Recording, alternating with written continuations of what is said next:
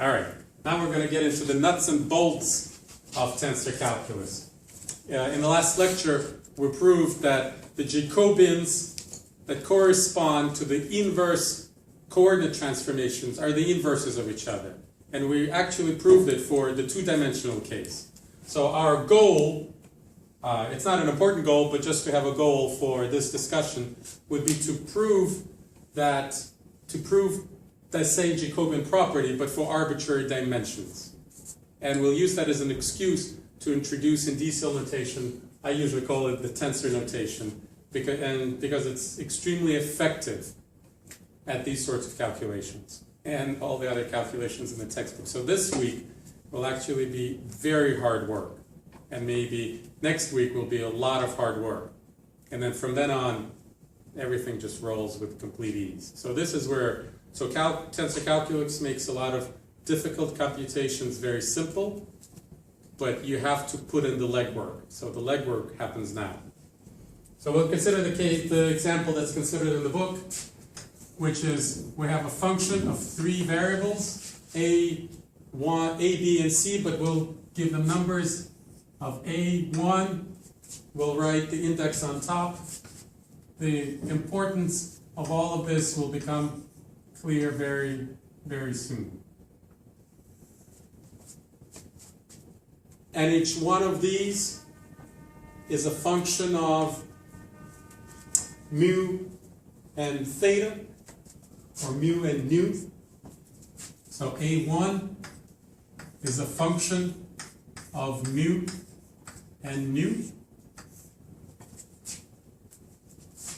A2 is a function of mu and nu. Well, actually, in the book I start differently. I call them X, Y, and Z. A, B, and C? Let's do that. All right. I think it's worth it. A, B, and C. And each one of these is a function of mu and nu. So be on your toes, because right here, A represents two different things. When it's here, it's an independent variable. But when it's here, it represents a function of mu and nu. So this overloading of letters happens all the time. So just be aware of what A, B, and C we mean. So if these expressions are plugged into these expressions, into this expression, we get a new function, little f, and this one is a function of mu and nu. And it's formed by putting together this combined function, A of mu and nu, B of mu and nu, and C of mu and nu. A lot of writing, but that's kind of the point. And DC notation will save us all of this writing. And we're now going to evaluate the partial derivative of f with respect to mu. And we'll of course use the chain rule on the right hand side. And it's when you use the chain rule is where the DC notation really invites itself and is perfect for expressing. So df d mu is of course d capital F dA d mu plus df dB d mu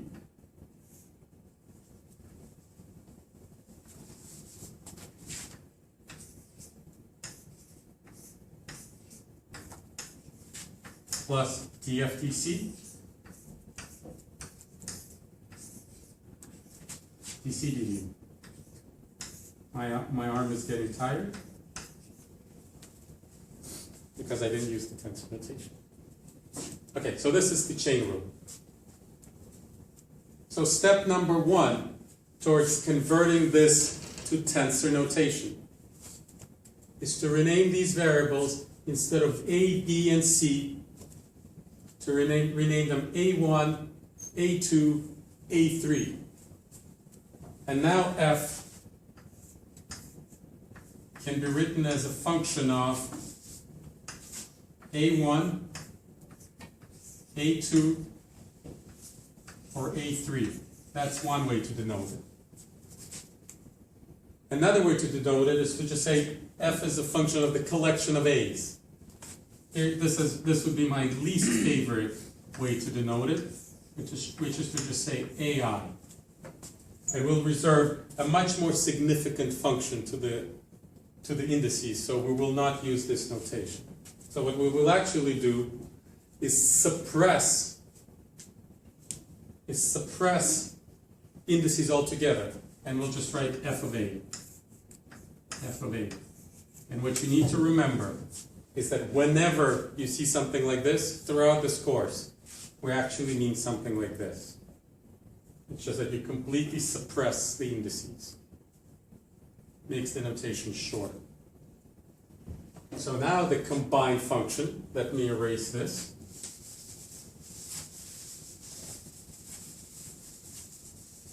Now the combined function f of mu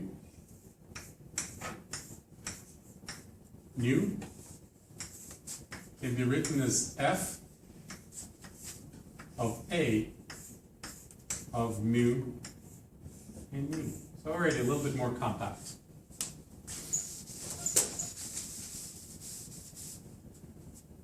Now let's write the chain rule. So I will once again write it the long way, and then we'll use Einstein's notation to compress it greatly. We have df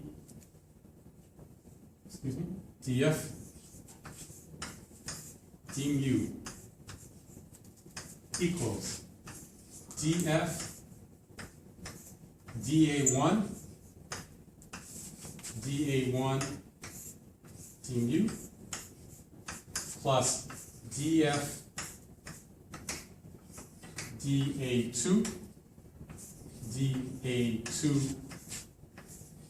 mu plus df dA3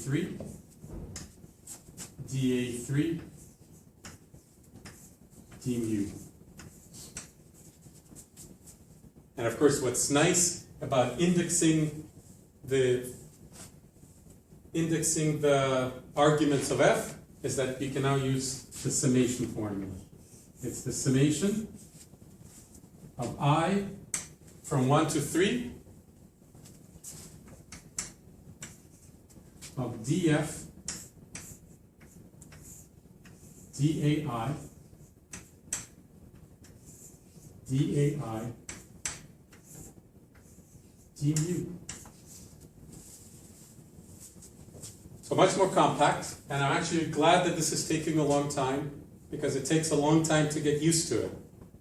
So you might as well take a long time writing this out, because that's when the idea of what these compact expressions represent sort of sink into you. We'll be dealing with a lot of expressions like this, so get used to what they mean. Early on, whenever I see something like this, I unwrap them in my mind and try to visualize what they represent. What they represent is usually a sum of individual terms. Okay, so let me write down the summary here. So this doesn't use Einstein's convention yet, but Einstein's convention is this. When the same index appears on the top and the bottom, the summation is implied, and you don't need to write it. It seems like a small deal, but it's a huge deal. It's in terms of how your brain works psychologically, it makes all the difference in the world. And with it, it carries quite a few implications of what you can do with the expressions that you encounter, and all of those implications are correct, which is very important. It's the kind of notation that invites you to do the right thing. And when I said on the bottom, so this index is clearly on top, but this index is on top here, on top of this letter, but the whole thing is on the bottom, so I count it as a bottom index. In trying to make sense of it all, I would call this an upper index, and this being on the top of the bottom is a bottom index. So Einstein notation kicks in. An upper index and a lower index, therefore summation is implied. We can therefore write df d mu equals df dAI d mu. You guys have any questions? Nice and compact. And now I won't be too lazy to write what df d mu is.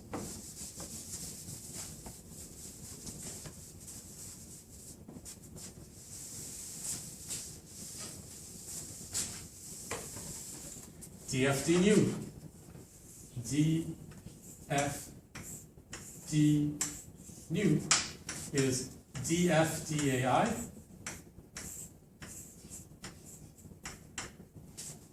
dAI d mu.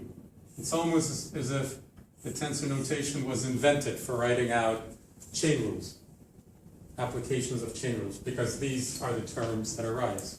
Right, nice. So it's a pair of expressions. So of course the tensor notation goes a step further and combines them by calling these variables mu1 and mu2. Index these variables as well.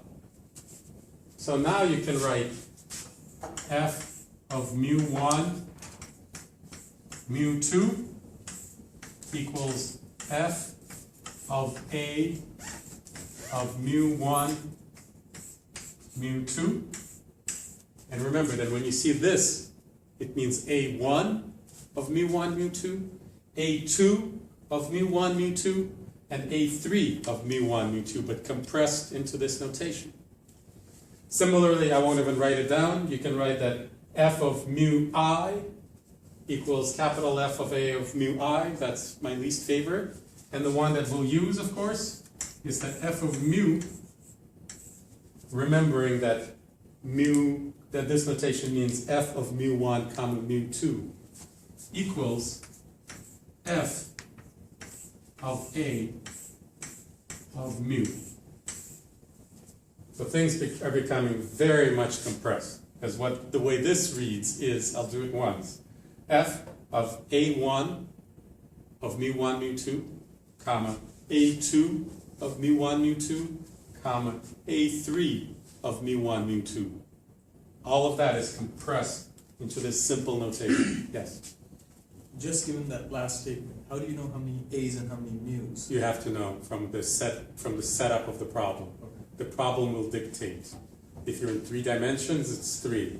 If you're in a surface, it's 2. If it's the interplay of surfaces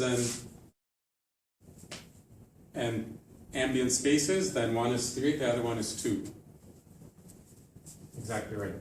And because in our example, mu and nu is 2 variables, so we only have mu1 and mu2.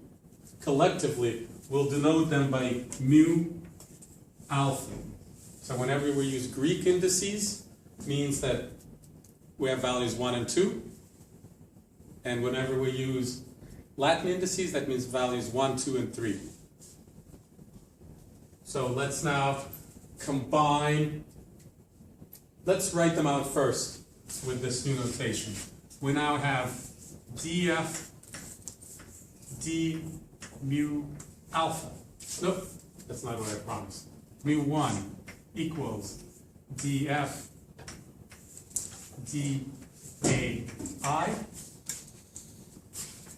dAI d mu1 and df d mu2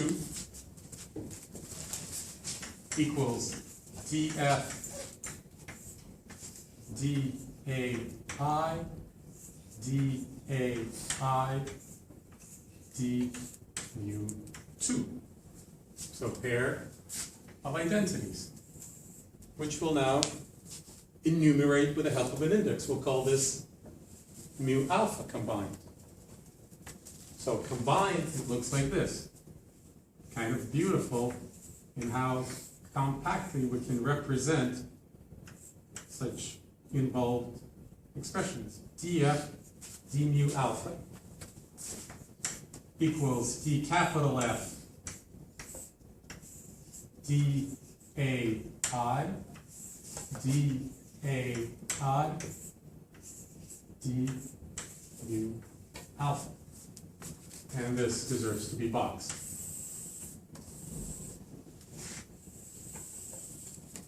So a little bit of terminology having to do with this expression. So this identity represents two different identities. One when alpha is 1, and one when alpha is 2. So alpha, you can ask, what is this saying when alpha equals 1? And the answer be, that's what it's saying when alpha equals 1. And you can also ask the question, what is this saying when alpha equals 2? And the answer is, this is what it's saying when alpha equals 2. Now here comes a nonsensical question.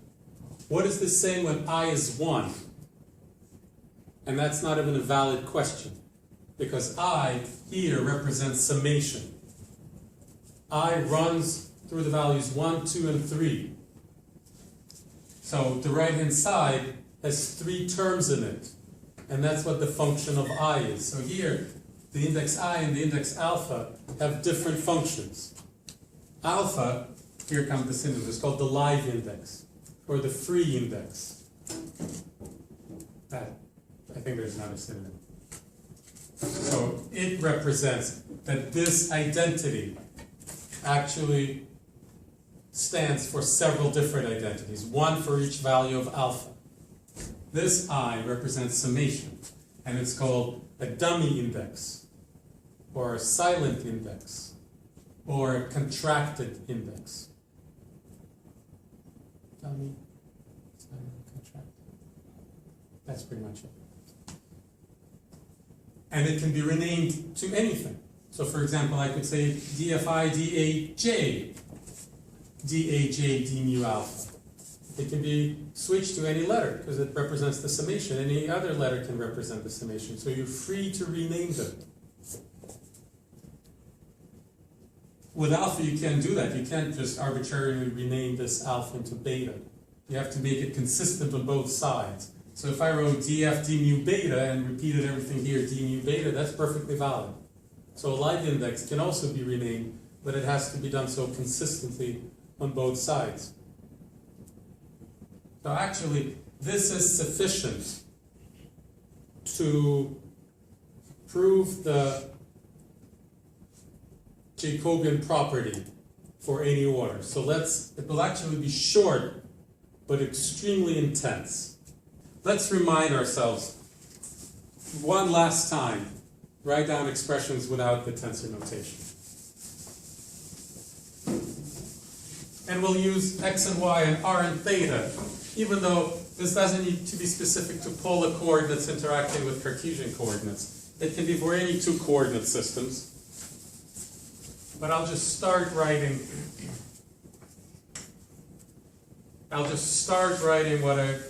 where we finished the last lecture.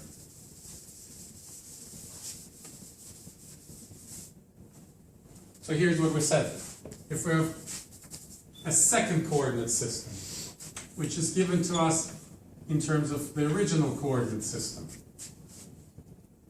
and in this function we plug in how x depends on r and theta, and how y depends on r and theta,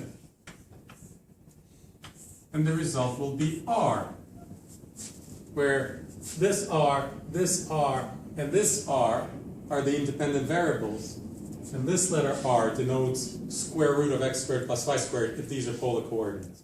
It's a function on how the first new variable depends on the old variables. And the same thing for theta. Theta of x, of r, and theta, and of y, and r, and theta, equals, now we'll switch to this equals theta, because it's identically equals. And because these two functions, these two identities, are in fact identities in terms of r and theta, they can be differentiated with respect to r and theta. Let's see how far we want to go with this. Let's differentiate the first one with respect to r. We'll get dr dx, dx dr, plus dr dy dr, plus dy dr, I'm sorry, plus dr dy, plus dr dy dy dr equals, you tell me? 1. I think I'll just write one more. And dr, and now we're going to do the same thing with respect to theta. So dr dx, and it's very important once again to keep straight what each r represents and what each x represents. Dx d theta plus dr dy dy d theta equal 0. And we can get 2 more, so I'll put a big curly.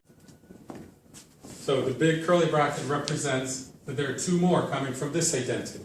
So we have 4 identities in total, and we can arrange them into 2 by 2 tables, which exactly represent matrices, which exactly represents the fact that the Jacobian of the forward transformation times the Jacobian of the reverse transformation equals the identity matrix.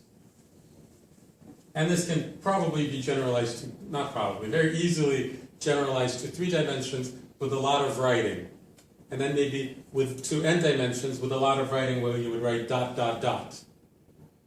The tensor notation allows you to do all of this very easily. And not only very easily, but it's very necessary to do this to do many of the under the hood workings of tensor calculus. So let's see. Here is, we have to introduce a little bit of notation. We have 2 sets of variables. Zi, I'm going to call them the old variables. These are x and y. So z1 is x, z2 is y, z3 is z, if you want. These are the old variables. The new variables are denoted by zi prime. So, great invention. No, don't know who thought of it. To put the prime not on the letter, but on the index itself. It's almost like we have 1 prime, 2 prime, and 3 prime. But z1 prime is r, z2 prime is theta, z3 prime is perhaps 5 in spherical coordinates. And you can express one of them in terms of the other. So here we're expressing new in terms of old. So let's do the same thing here. So here, I'm going to write it in 2 different ways. What we're saying is that zi prime is a function denoted by the same letter, just like we did here. R was both the independent variable, but also the function that gives us new coordinates in terms of old coordinates. A function of the old coordinates. z1, z2, z3. So this is equivalent of saying that r equals square root of x squared plus y squared. That's for I prime equals 1. And when I equals 2, we would have theta equals arctan of y over x. This is giving us new coordinates in terms of old coordinates. And of course, we're going to once again suppress the indices of function variables, and we'll write this intense looking expression. Zi prime equals Zi prime of z.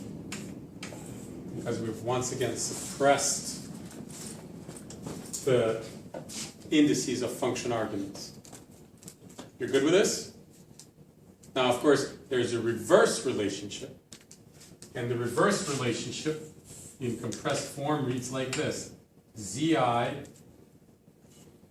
equals is a function of the prime variables. Here the prime goes on the letter itself because the index is suppressed.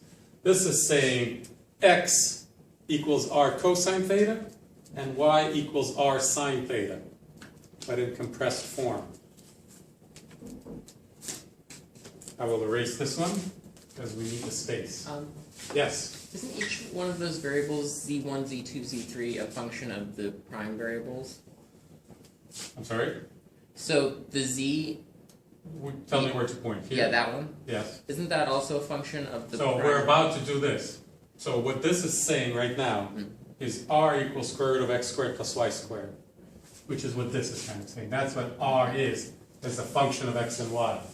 What we do next is what I'm about to do. Into that function, plug in how x depends on r and theta and how y depends on r and theta. And then you will recover z1. And if you do the same thing into the second one, then you will recover z2. Yes? Couldn't you suppress the index on vi? This one? Yes. Well, no, because I want this to be 3 identities. Just like this is here, 2 identities. I want it to be multiple identities. So this tells me right here, I keep going between saying 3 and 2, but now let's think that we're in space, so actually 3. So I want to make sure that I have 3 identities. One for r, one for theta, one for phi. That's here. And here I want to have 3 identities. One for x, in terms of r, theta, and phi, one for y in terms of r, theta, and phi, and one for z in terms of r, theta, and phi. So this, having a live index here, reminds me that this is actually 3 identities. Just like these are 2 identities. Well, let me write the equivalent of this. What this is saying, so I think this is the hardest part of the course. If you master this, everything else is a breeze. This and the next step. They're 2 toughest things in the course. This is the hard work. Everything else is easy and enjoyable. But actually, mastering this would help you with much more than tensor calculus, because you differentiate things all the time. And this actually teaches you how to differentiate things in the abstract. Okay, so the equivalent of this is saying that if I take my r, theta, and phi's, and I look at how they depend on the x, y's, and z's, and I then plug in how x, y's, and z's depend on the r, theta, and phi's, which just puts a prime here, then what I will recover is individually my r, thetas, and r's, thetas, and phi's, which is zi prime. This I is from before. There you go. You've got to understand what this means. This is the short for this, except with 3 or 4 or 5 or n variables. And we're about to take the derivative. And when you take the derivative, the chain rule happens. So, and the chain rule happens with 2 different indexes. One devoted to the summation, and one devoted to the free variable with respect to which you're taking the derivative. So the one index will be responsible for summation, and one will represent z1 prime, z2 prime, and z3 prime. So this is 3 identities. Each one of them will be differentiated with respect to 3 different variables, but all at once. Just like when we wrote df d mu alpha, it was capturing the derivatives with respect to d mu 1 and d mu 2, but at once. And we're going to take the derivative here with respect to the free variables. These are the independent variables. And these guys represent the functions that are right here. This is r and theta in terms of r and theta in terms of x and y. And this is x and y. Let's go to 3 dimensions. This is r theta and phi in terms of x, y, and z. And this is x, y, and z in terms of r theta and phi. So if I were to actually write out what this means, it would have 9 terms in it. Because it's, and then 3 times over. because this is z1, z2, z3, and each one is a function of z1 prime, z2 prime, and z3 prime. So it would be completely impractical to write it. Okay, let's focus for the moment on the right-hand side.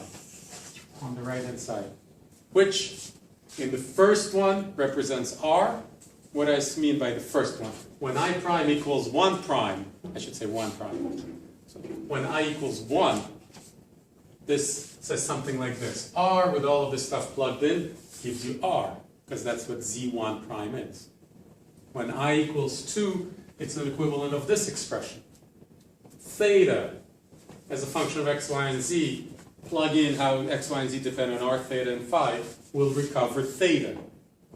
And finally, phi, when I equals 3, as a function of x, y, and z, when you once again plug in r, theta, and phi, will recover phi, because that's what this represents when I is 3. Make sense? Now let's take a derivative of it with respect to all three at once, just like we did here. So we will take the derivative of both sides with respect to d, so I'll write it on the side. Here's what we'll be taking the derivative with respect to. We want to take the derivative with respect to each one of the independent variables. So it has to be a derivative. It cannot be a derivative with respect to dzi prime.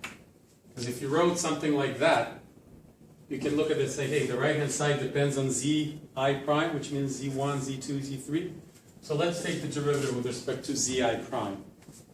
But that would be a problem because that would invoke the Einstein notation, the convention, and represent some kind of summation, which we don't want to do. What we want to do is how these two led to 4. Those 3 will lead to 9, so we want to capture all 9. So what you actually need to do, this might require an additional discussion. In retrospect, you'll get used to this and you'll think that it's the most natural thing. But you have to do J prime. You have to use a different letter so that you get all 9 possible derivatives. dr, d theta, dr, d phi, d theta, dr, d theta, d theta, d theta, d phi, and finally d phi, dr, d phi, d theta, d phi, d phi. So each one of these 3 needs to be differentiated with respect to each one of the 3 independent variables. Let's think about first what happens on the right-hand side. So let's consider, actually I will erase this. But this is a very good discussion. What is dzi prime? dzj prime as independent variables. So, question number 1, when I write equals, and whatever the answer is here, the first question is, how many relationship will our, let's just call it something like this, it will be answer I prime, j prime, that's what it'll look like. How many relationships does this represent? N squared. That's exactly right, 9. So n squared and 9 are equivalent for the purposes of this class. So if you mean n squared, you can just say 9. This represents 9 expressions. Let's write out a few of them. Just like here, one of them was dr. What was dr? R is the independent variable. dr. What was this? 1, right?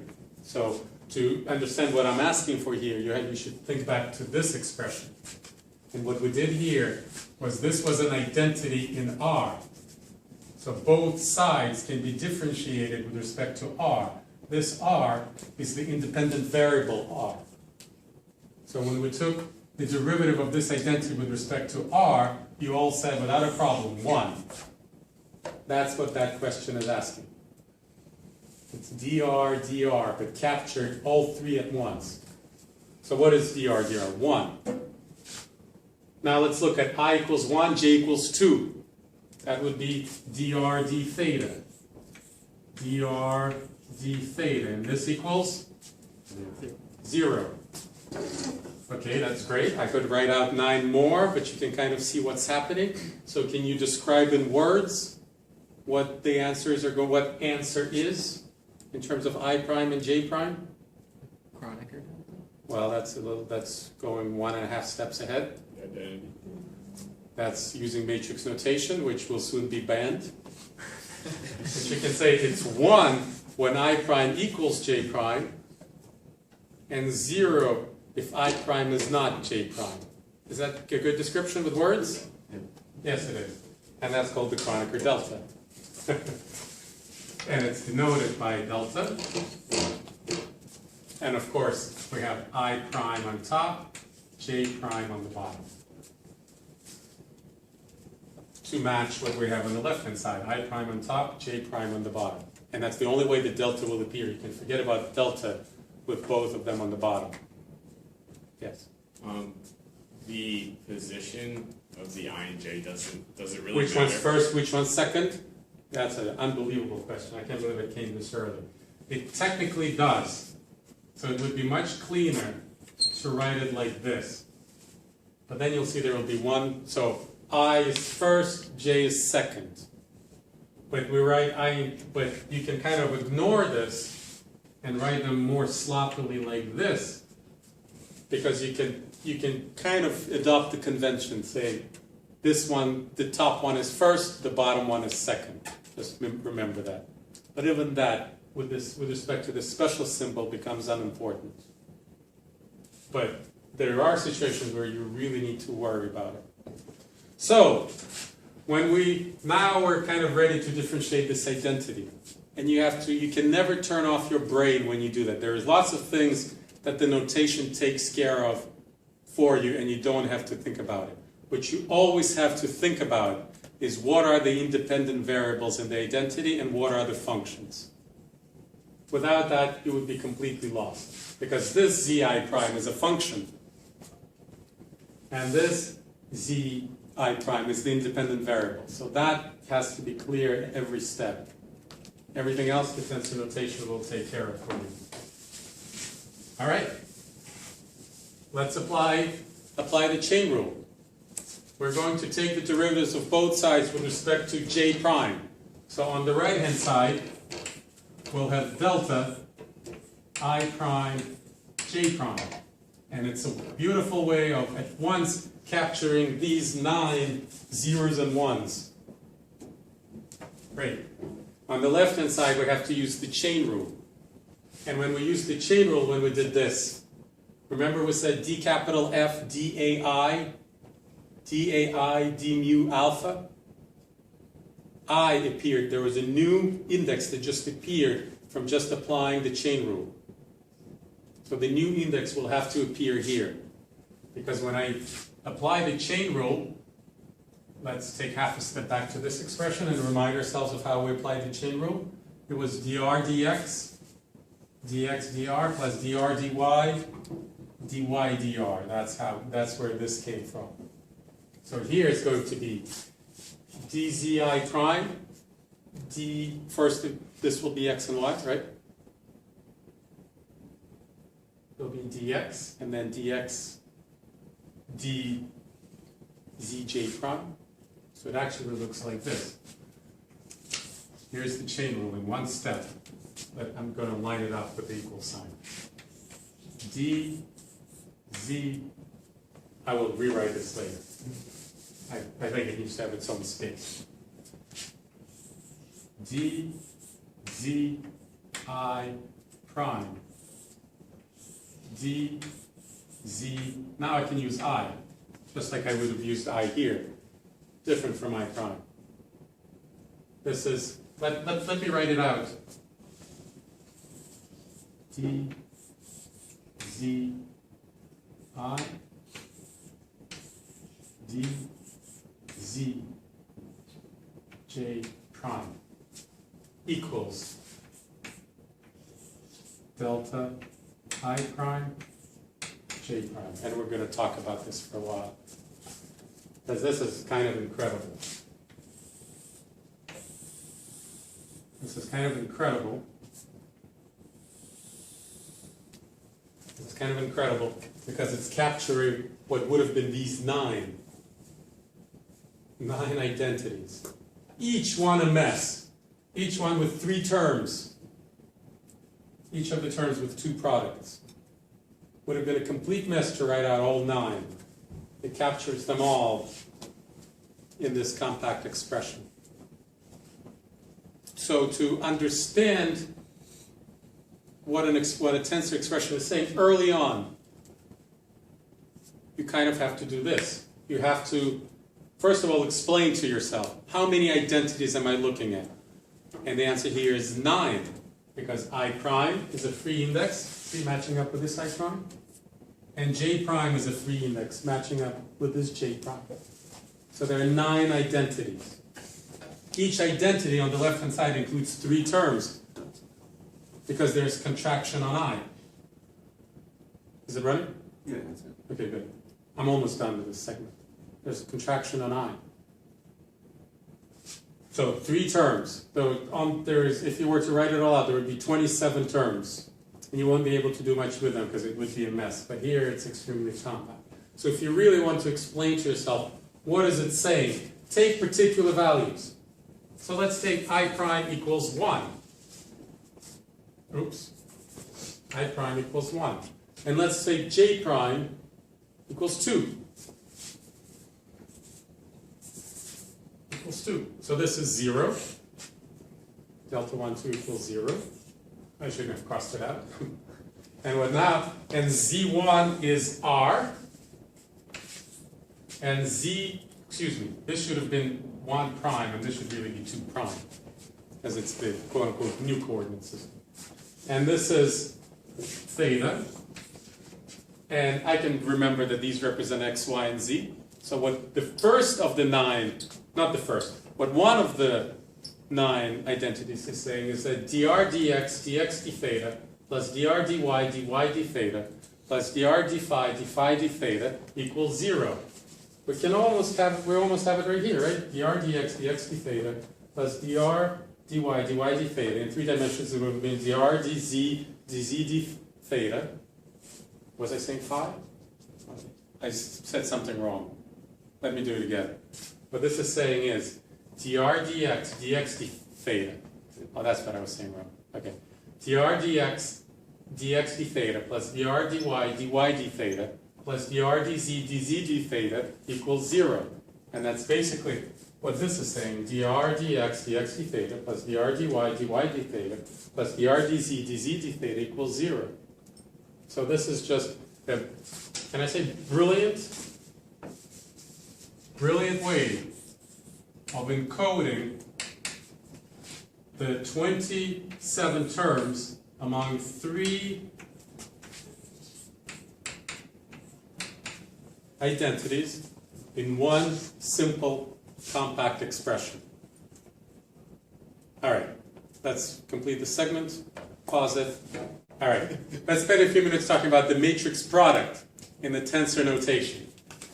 How would we represent AB equals C in matrix notation? Let's remind ourselves. A, I'd be matrix like this. This is all, we're on our way towards banning the word matrix. Matrices are perfect for some things, and actually for some things with regard to tensor calculus, when we say that the contravariant metric tensor is the matrix inverse of the covariant metric tensor, matrices play an important role, but most of the time they will be misleading except for the most basic identities. So here's the matrix A, here's the matrix B, here's the matrix C. How do we obtain, let's say, 3rd row, 2nd column, this entry right here? Let's give it a name. This is C, this entry right here is C32. C32. For that we need to quote-unquote dot the 3rd row of this with the 2nd column of this. So I see a summation happening. C32 is this times this, plus this times this, plus this times this. I don't know how, 5 by 5, plus this times this. That's what C32 is. So let's capture the elements here with indices. I claim that this is A, 3I.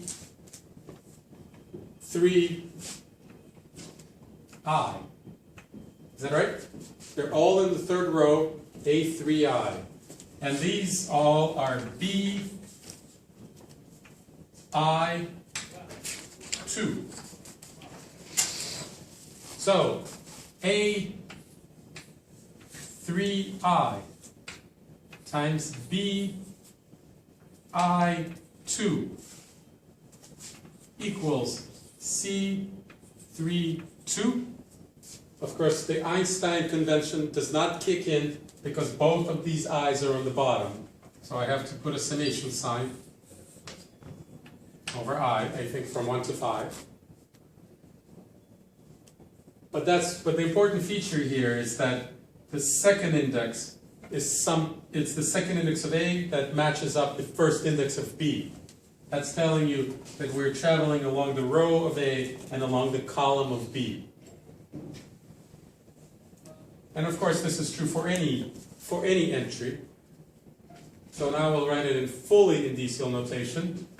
Instead of this, I will now write,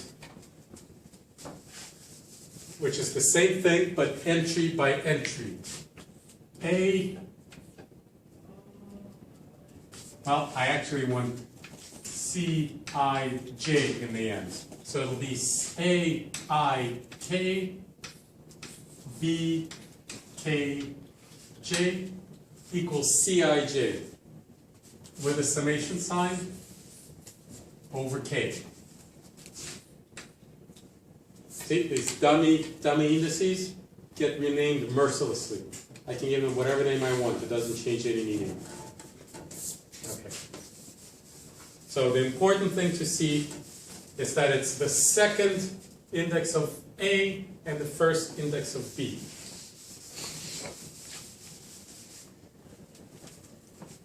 One step towards the matrix notation. Perhaps I erased it too soon. Instead of calling my entries here A, I, J, I will instead call them A, I, J, with the understanding that the upper index is first and the lower index is second. You see, the order of indices matters greatly. If I wrote this as AKI, if you think about it, I'm effectively taking the transpose of A, because I'm traveling down the column of A instead of traveling down the row of A. If this said Ki, and K is the one that's changing, that means I'm traveling down the column of A.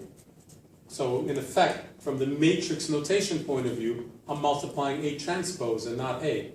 So the order of indices is very important. So upper is first, lower is second. It's nice, even matrix notation comes with upper and lower indices. Something, the discussion we had off camera.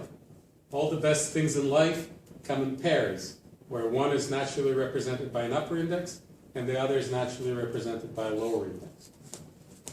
The same thing for B, the same thing for C. I'm just changing, I see a few skeptical glances. Don't be skeptical about this, I'm just changing the placement of the index. Not very objectionable. So then it becomes A, I, K, remember I is first, K is second, times B, K, J equals C, I, J. And this has, and I no longer need the summation sign because now I have Einstein's convention working. Because K appears one as a lower index, one as an upper index. And it means exactly what it did before. It means exactly what we did before. Just a different way of writing the matrix product. And this has a few terrific advantages over the matrix notation. And a few terrific disadvantages for lots of linear algebra type things. So for linear algebra type things, this is atrocious. For multivariable calculus, this is great. So we'll use the right notation for the right problem. But let me let me have you take it in. So a matrix product is n squared identities, right? Because you have to indicate how each entry of the answer is obtained from the entries of the inputs. So it's n squared, 9 and 9 identities. And each one is a dot product of a row versus and a column. So that product includes 3 terms. And that's what this dummy index represents. Would it be ij more generously if we're in matrix, or are we not? Say it again? Like if you had k of like 2 by, if they weren't both square. Oh, if there were, yeah, this works just as well. Yeah, in tensor calculus, we will have things that are not square. This works perfectly. Let me tell you about the advantages of this notation. The first one will be a total surprise. A total surprise, I think. And you have to get used to it. The order of the terms doesn't matter. This is kind of an advantage of this notation. Check this out. I can easily write this. I'm not messing with indices. The indices come with the letter. A, I, K equals C, I, J. This is completely equivalent because AIK is not the matrix itself, it's the entry in the matrix. This is writing the matrix product explicitly in terms of the entries of the matrix. So in this summation, right, this is just an entry, this is just an entry. If I switch them around, well, I'm just switching 2 numbers. A1, 2 could be 3, and B2, 3 could be 7, so then it reads 3 times 7. If I wrote these 2 symbols in the opposite order, then it would be 7 times 3, the exact same things. Remember, in the indicial notation, in the tensor notation, you are referring directly to the entries of the object. So this notation is exactly equivalent to this. They're just individual numbers. They always are. Nothing but individual numbers. They could be r, theta, and phi, individual numbers, x, y, and z, and this times the entries of the matrix, they're individual numbers. Because now if I ask, what's C, what would we do, 2, 3? I would look here and I would say, well, it's C, 2, 3. What is C, 2, 3? So this needs to be 2, this needs to be 3. It's B1, 3, A, 2, 1, plus B2, 3, A2, 2, plus A, plus B, 3, 3, A2, 3. The exact same thing as I would have said here. A2, 1, B1, 2, 1, 3, A2, 2, B2, 3, A2, 3, B3, 3. Added. Say the exact same terms, the exact same entries. That's very nice. So you don't have to worry about the order of the terms, even though if you wrote it in the matrix notation, the order would matter. I can also multiply by A transpose. I would just have to switch the order of the indices. I would have to say the first index on A, right? I would then need to write A where the first index is lower. So at this point you can look at it as just putting indices where you find them convenient. But if I wrote it this way, the first index of A is contracted, summed over with the first index of B.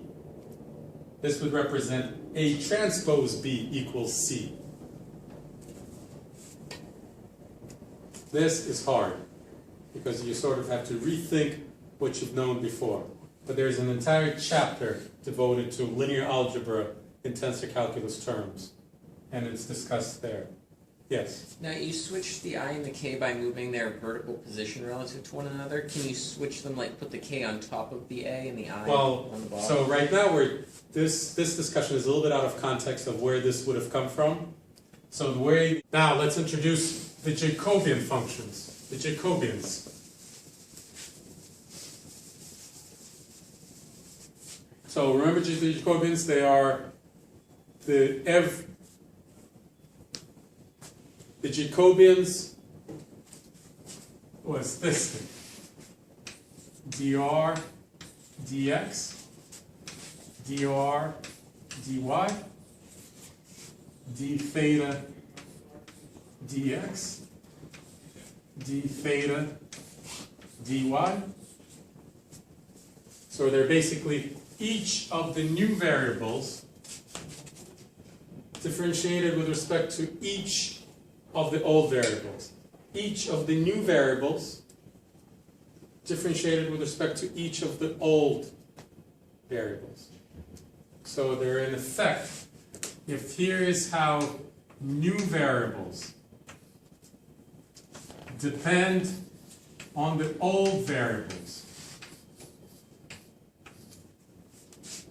This is r as a function of x and y. This is r as a function of x, y, and z. And theta, when I equals 2, as a function of x, y, and z. And theta, phi, as a function of x, y, and z.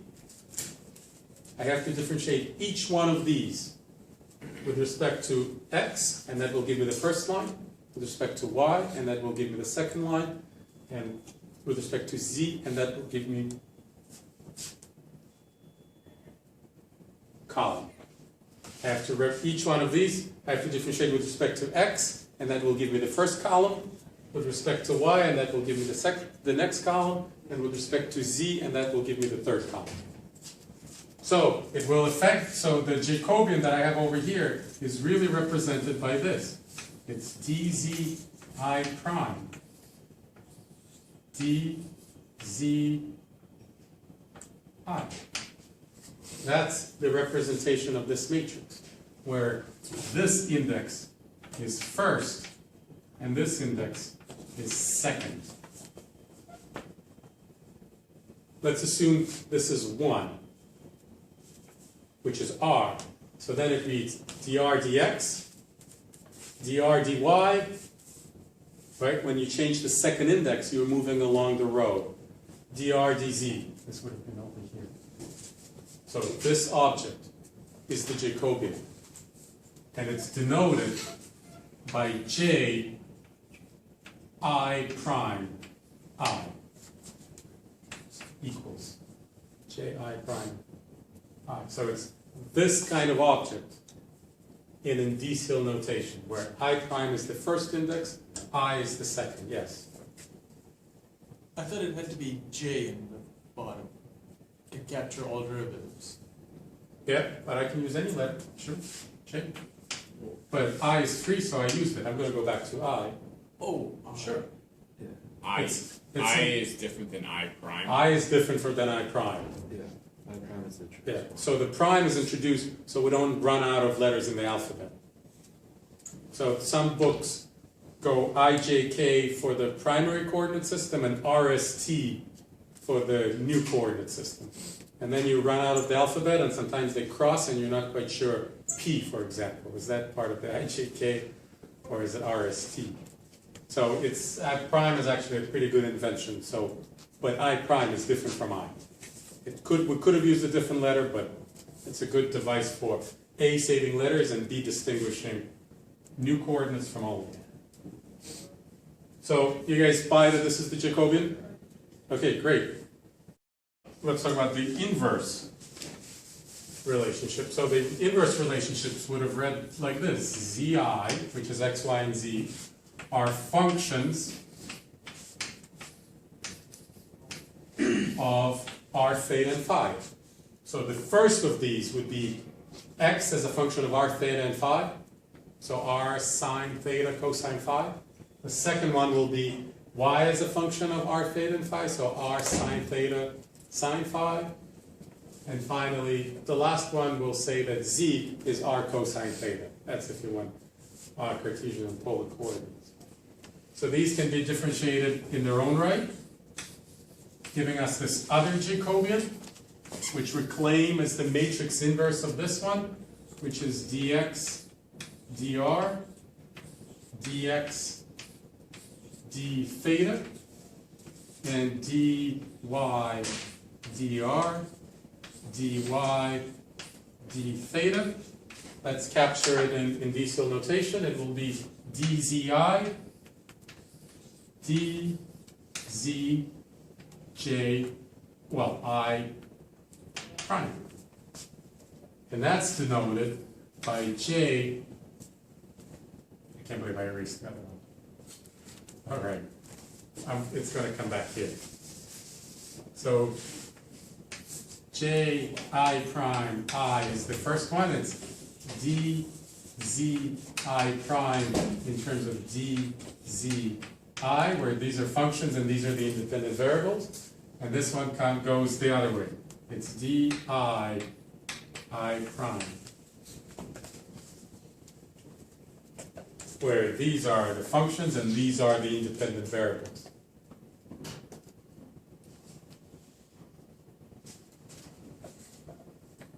Let me give you an example of how I always talk to myself, because you'll have to talk to yourself this way as well.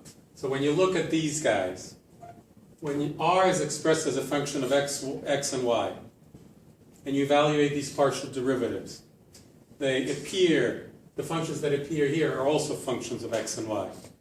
You'll remember it from last lecture. We've got, what was this? X divided by square root of x squared plus y squared. This was y divided by square root of x squared plus y squared. So they naturally appeared. They were originally functions of x and y. You take partial derivatives, you once again get functions of x and y. These guys are opposite. X was a function of r and theta. Y was a function of r and theta, so these partials are functions of r and theta. This was r cosine theta, this was sine theta, this was minus r sine theta, and this was r cosine theta. So these are naturally functions of r and theta. So when I get back to these expressions, I always tell myself, these are naturally functions of old coordinates. So I'm calling the unprimed coordinates the old coordinates, and the prime coordinates the new coordinates. So when you evaluate this Jacobian by this partial differentiation, you will have a function of x and y's, because you're here. And when you evaluate this Jacobian, you will have a functions of r and theta. So if you want to combine them, work with them at the same time in some way, you have to bring them to the same variables. They all, x's and y's, and r and thetas, all represent some points in space, and through that you have a connection. So at any point you can translate x and y into r and r and theta into x and y, and very often you have to do that. So let's see what this expression is telling us. This is the ta-da moment. This is J I prime I. Yes?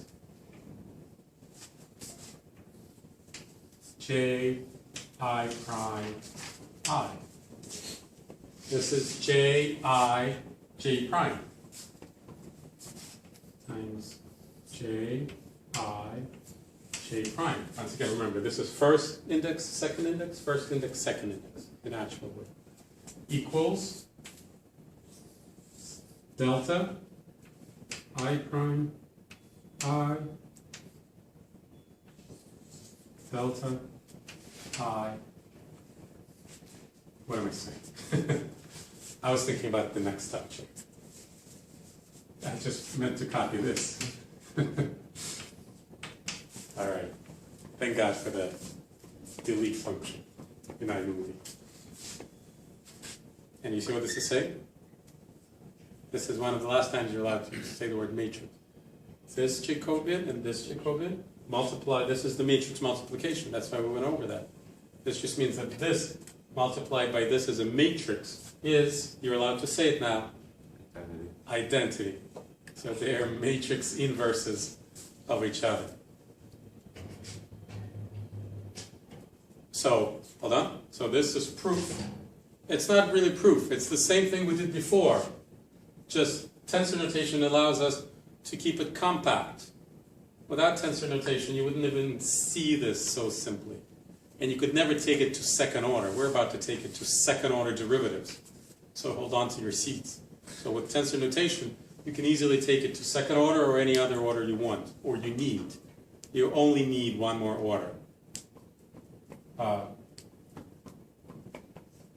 That's all I have to say. Question? If there was another, if that was an I prime instead of J prime in the lower index, would that No, imply because that this I prime would have done, this I prime would have kicked in Einstein's notation with this I prime. Right, okay. You could do it. I'm going to ask you your first tensor question. Are you ready for your first tensor question? What is delta II? 3. Hey, isn't that nice? 3 is right. Or n. Do you understand why? Because when you have a repeated top index and a repeated bottom index, it activates Einstein summation convention. So this went straight to being a summation. And it's the summation of delta 1, 1 plus delta 2, 2 plus delta 3, 3. And what's delta 1, 1? 1 plus 1 plus 1, 3. Let me ask you a linear algebra terminology question. What is AII? What is this called? Well, no, it's a number. Hold on, it's a number.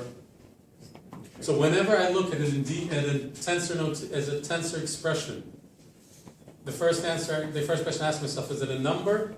Is it a system that's n by n? How many entries does it have? And I look at this is a number. So it's A11 plus A22 plus A33, which is known as The trace. the trace. So if I put I prime here, what I'm asked to do is evaluate this quote-unquote matrix and then find its trace. So here's kind of also a matrix question. Aij, Bj, I. How would you describe this in linear algebra terms? Trace of the product. Yes, this is the trace of AB. Because if this was K, then it would be just the product of A and B. You would say it's AB. But now you're asked to then take this product and evaluate its trace. So this is the trace of AB. It's also the trace of BA. If you first rename this into K, then you're actually looking at BA. That's right. Second index of B contracted with first index of A. That's BA. And then you're asked to do this, and it's the trace. So the trace of AB equals the trace of BA. So let me bring up one more important point. I alluded to it earlier when I said that Einstein's convention leads to your doing only the right things. So when you encounter an expression like this where there are two summations, y on I, y on j. By the way, this is the sum of how many terms here? With the J? Yeah, with I and j. 9. 9, right? A12, B21, A11, B11, A13, B31. All possible combinations are represented in the sum, 9. So the question might be, do I do a simultaneous sum? Or can I first do the sum on j followed by the sum on I? Or can I first do the sum on I followed by the sum of j? Which one's right? Well, all three evaluate to the same thing. It's very easy to show. It's one of the exercises. Any interpretation works equally well. Ready for next? Yes? So the Jacobian has indices that are on the top and the bottom. That's right. And you said only bottom is covariant. No. The Jacobians will not be described in terms of covariant and contravariant properties. So there's no meaning to... No meaning to upper and lower, except it's nice that it matches with this, right? Because here I is on top, so j gets the one on top, and here I is on the bottom, so j gets the one on the bottom. So by just looking at it, you don't have, if I wrote them as j and j prime, which at some point I'm forced to for some other object, you look at this and it's like, wait, is this old in terms of new or new in terms of old? So without indices, there's no clue in notation itself which one is j and which one is j prime, if I wrote it without the indices. But when you look at this, it's like, oh, I know that it expresses the new ones. If you forget which one you call new, which one you call old, you can say primed and unprimed. It's like, oh, I know, this represents the unprimed in terms of the prime. And this represents the primed in terms of the unprimed. And this represents the unprimed in terms of prime. It's a beautiful aspect of tensor calculus that the symbol itself immediately reminds you of where it came from.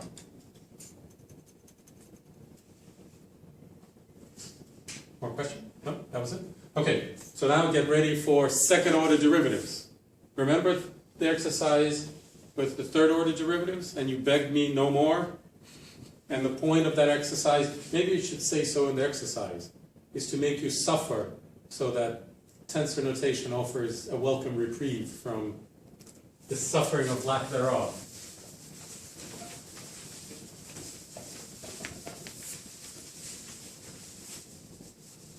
Let's go back to f of mu, meaning mu1, mu2, as a composite function. What is it called? Composite function? Am I using the right term? Composite function? As a composite function of f in terms of a's, and you plug in how a's depend on the mu's. Let's take the first order derivative. df d mu alpha. Well, we're super good at this now. It just rolls off your tongue. df dai dai d mu alpha. Now we're about to take a second derivative. First of all, tell me how I write, what do I write on the bottom to represent the second derivative. So this represents the two first derivatives, df d mu1 and df d mu2. How many second derivatives are there? 4. 4. Mu1, mu2, mu1, mu1, mu1, mu2, mu2, mu1, and mu2, mu2. So 4. So what am I going to differentiate this with respect to? D mu beta. D mu beta. You have to pick a new letter.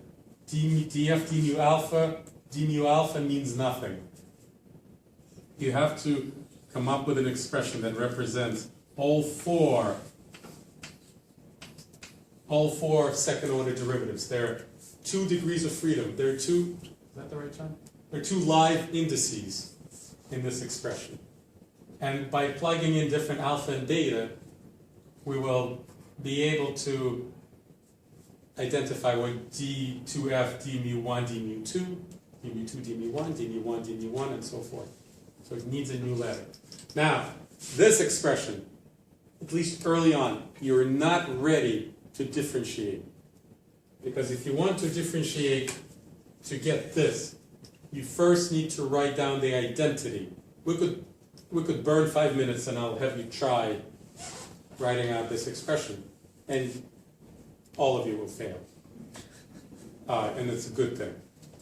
It's a good thing. So I'll just show you how to do it once. And then you'll have plenty of opportunity for failure. You basically have to make every single mistake you possibly can. I always tell you this, now I'm saying it on camera. Learning tensor calculus is making every single mistake you can make. So the harder you work, the sooner you'll make every single mistake you can possibly make. They all come in differentiation. So let me show you what you need to do in order to find a proper expression for this. You need to write down the identity in the same set of variables. I should have erased this. I should have erased this. This is not ready for differentiation. I'm going to make it ready for differentiation. In order for an expression to be ready for derivatives, you need to write out the exact functional dependence that's taking place. So f is a function of the mu's. Hold on, I'm going to take this back. That means that df d alpha, d mu alpha is still a function of the mu's, right? Because when you start with a function, that's a function of mu1 and mu2. And you take its derivative, let's say, with respect to mu1, which you get, once again, as a function of mu1 and mu2. Do you agree with me? If this was square root of mu1 plus mu2, square root of, yeah, sure. then the derivative with respect to mu1 would be 1 over 2 square root mu1 plus mu2. And the derivative with respect to mu2 would be the same thing. But once again, a function of mu1 and mu2. So that's why I wrote this here. So it's ready to be differentiated once again with respect to mu1 and mu2. When I take this expression, f as a function of a1, a2, and a3. So when I take this derivative, I will once again get an expression of a1, a2, and a3. And I would then plug in how a1, a2, and a3 depend on mu1 and mu2 in order to differentiate it with respect to mu1 and mu2. So you have to remind yourself of this. When I do this, I naturally get a function that's a function of a's. And I have to once again plug in how a's depend on mu1 and mu2. If f was a1 times a2 times a3, then you plug, then df dA1 would be a2, a3. And you once again have to plug in how the a's depend on the mu's. That's the process of the chain rule. And now I have a function of mu, which is what I want, times dAi d mu alpha. Well, these guys, ai, could be mu1 plus mu1 minus mu2. Mu1 squared minus mu2 squared, that could be the function that it is. So when you take a derivative with respect to one of the mu's, you once again get an expression in mu's. So this is already a function in mu's. So now I have an identity where the independent variable on both sides is mu. And here it's a function of mu naturally. And here you have to remind yourself of how the function of mu1 and mu2 is formed. And now it's ready to be differentiated by the chain rule. Well, actually, the product rule, because it's a product of two things. And even though there's a summation implied, differentiation passes right inside the summation. So you can deal with these things just like they're numbers. Well, they are. There's just summation outside it. And it becomes, who wants to tell me what the derivative of this with respect to mu alpha is? Chain rule. It's the derivative of this with respect to, now you have to say aj, and then daj, d mu alpha. So it becomes, so you will compare this with your homework. Yeah, I'll show you. D2f, dai, daj,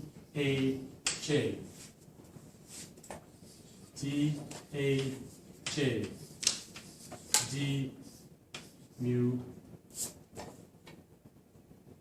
Oh, I'm sorry. We're now differentiating with respect to mu beta. So it's d mu beta. And then this term is unchanged because we're using the product rule. D A I d mu alpha. If I were doing this, I would maybe rewrite this in alphabetical order, right? The order doesn't matter. These are just numbers. That's one of the advantages of tensor notation.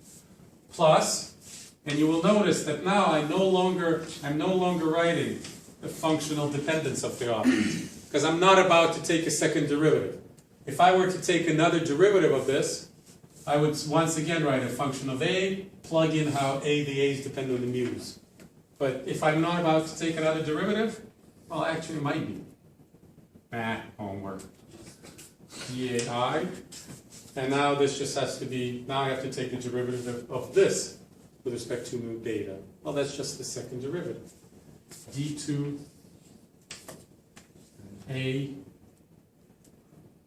ai d mu alpha d mu beta. There you go, done. And you can see right from here that the third derivative won't be so so difficult. How many, question, how many identities is this? 4. 4. Right then. How many terms does each identity in the sum, how many terms are there total? 12. Let's calculate. Yes, 12. Yes. 9 in this. So when you were doing it by hand, right, you had 12 terms.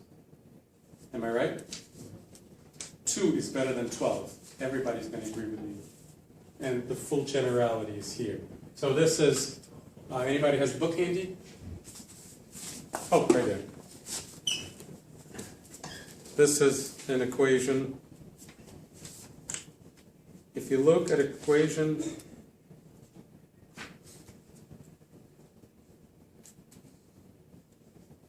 hold on. There we go. Second derivative. Oh, exercise 34. This is exercise 34. Invites you to evaluate these derivatives without the benefit of the tensor notation. So whatever answer you got in exercise 34, this should translate to it. So if we look at one of these, d mu1, so back there they were called mu and nu. So d mu, we just have to take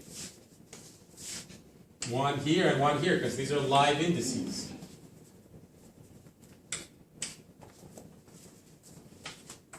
And then the 12 terms that you obtain. So you should compare the expression that we just got, plug in different values, and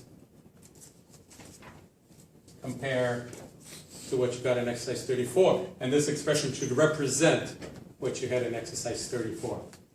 Now I will take advantage of the 10 minutes that I have remaining. Yes? I see the 4 identities. Where are the 12? Terms? Well, there's the summation over i's and j's. That's 9. That's 9. Plus here, there's summation over I. That's 3. So a Total dummy of 12. index does not have to No, be... this, technically speaking, you might want to use a different one here. But this I doesn't mix with this I.